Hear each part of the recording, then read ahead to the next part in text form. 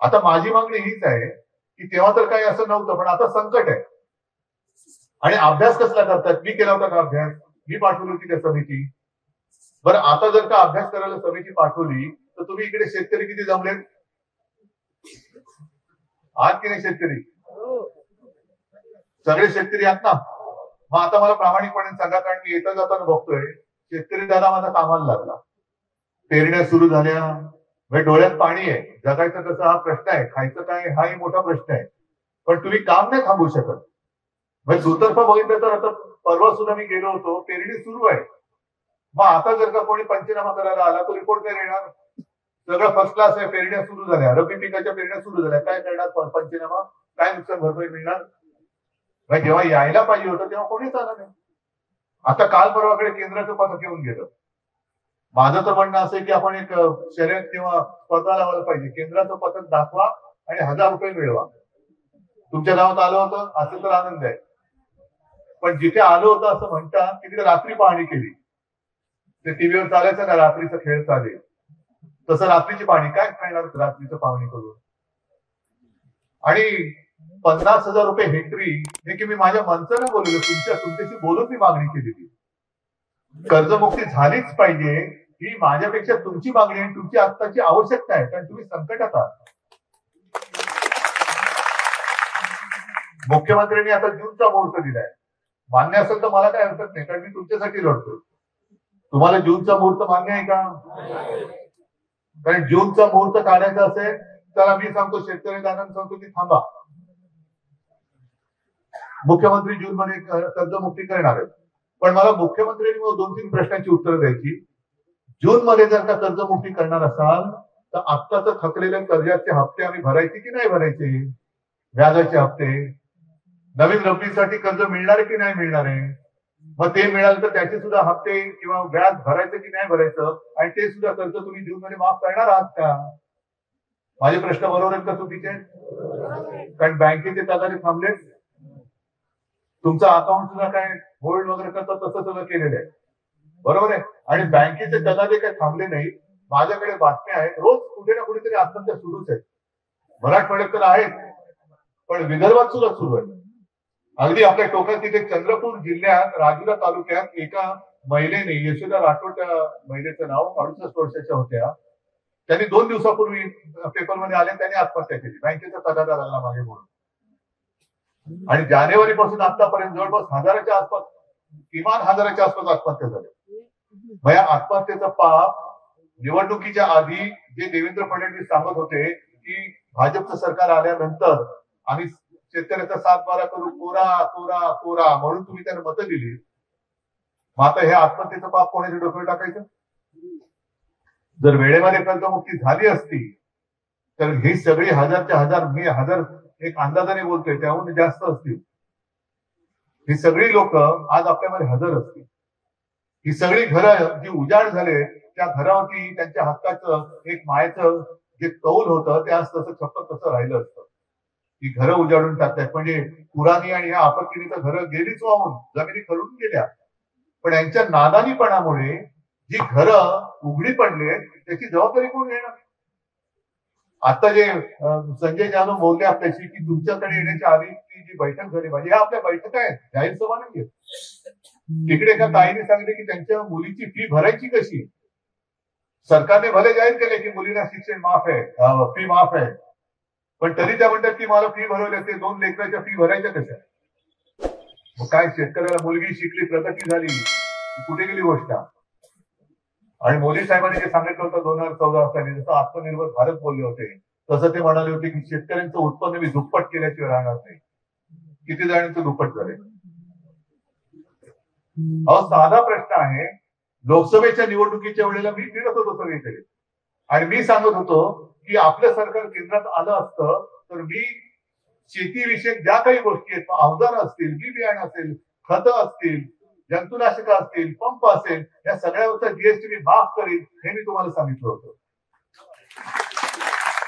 आता जीएसटी कोणी लावला? मोदी बाबांनी. म्हणजे खतावरती आता किती कल्पना नाही, पण एक काळ असं होतं की 18% होता, बरोबर ना? म्हणजे मला शेतकऱ्यांनीच सांगितलेलं तेव्हा की साहेब आम्हाला समजा 1 लाखाचं खत लागलं तर त्याच्यावरती 18,000 रुपये आधीचे आमचे कापून घेतात आणि उपकार केल्यासारखे प्रधानमंत्री सन्मान योजना म्हणून 6,000 रुपये आम्हाला परत देतात. पण 6,000 देताना 12,000 त्याने खिशात टाकले हे तो आम्हाला कळतच नाही. आता त्या खतावरची जीएसटी कदाचित कमी केली असेल, मला नाही माहिती, पण जीएसटी ठेवलाय काय मग? शेतकऱ्यांसाठी जर काय सरकार असेल तर मग जीएसटी ह्या शेतकऱ्यांच्या वरती शेतकऱ्यांची आवश्यक लागतं आहे त्याच्यावर जीएसटी माफ का नाही करत? त्याचं कारण सरकारने तुमचं पाणी झोपलंय. मी जे आधी सांगितलं की तुम्ही काय करणार करून करून आत्महत्या ना, दुसरं काय करणार?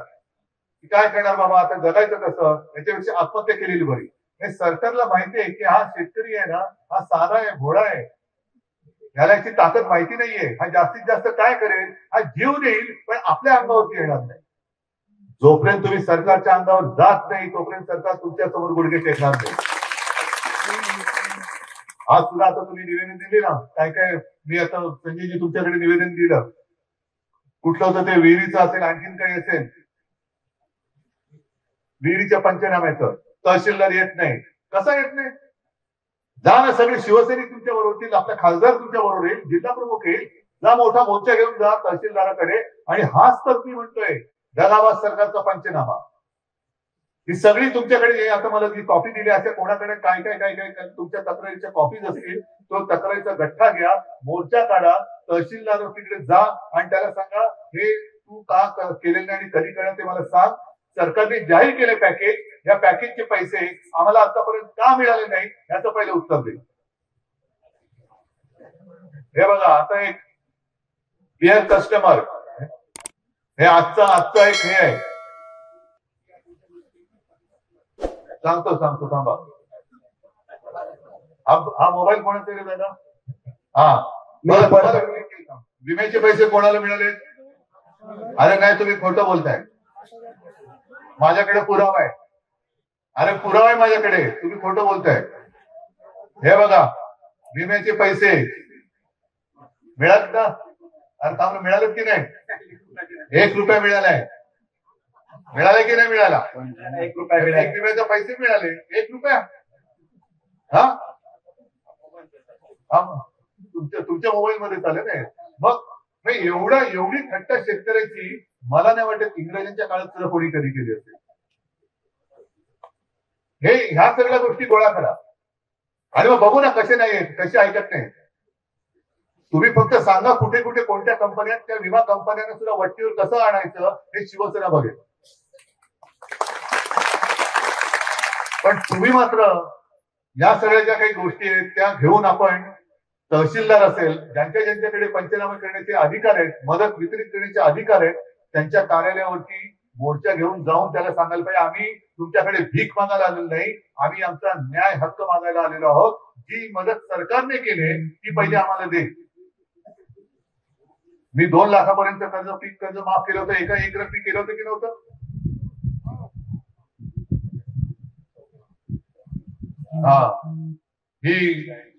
ही आणखीन आहे, म्हणजे जमिनीप्रमाणे कोणाकोणाला किती मदत आली ती त्याची यादी आहे. तुम्ही आता दादा दिले ना, त्याच्यामध्ये कोणाला 14 रुपये मिळाले, कोणाला 84 मिळाले, कोणाला 151, कोणाला 8 रुपये, कोणाला 146, 113, 116, काय आहे?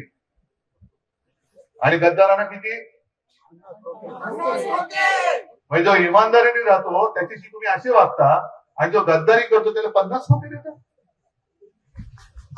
गद्दाराची किंमत जास्त आहे. आणि म्हणून काही वेळेस जो संताप असंही होतो ना, तो एवढ्यासाठी होतो की मी पत्रकार परिषदेत बोललो की आता या वर्षी वंदे मातरम या आपल्या राष्ट्रगीताला 150 वर्ष होत आहेत. हे भाजपवाले सगळे कोकणून बोलत होते ना, इस देश में रहना होगा तो वंदे मातरम कहना होगा. मान्य आहे आम्हाला.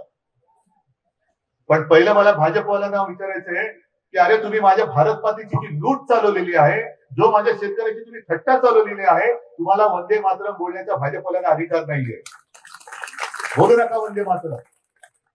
कारण ज्या भारत मातेला तुम्ही लुटताय, जमिनी लुटताय, शेतकऱ्याला नागवताय, भ्रष्टाचार करताय आणि वरती सांगताय वंदे मातरम. भाजपवाल्यांना अधिकार नाहीये वंदे मातरम म्हणण्याचा. अपमान करताय तुम्ही भारत मातेचा. आणि म्हणून 2 कार्यक्रम मी तुम्हाला दिलेले आहेत. मी पुढच्या महिन्यामध्ये परत येईन, पण परत येईन ते मी तुमच्याशी असं बोलणार नाही. तुम्ही मला हातात कागद घेऊन तयार पाहिजे, आता जसं देतं तसं.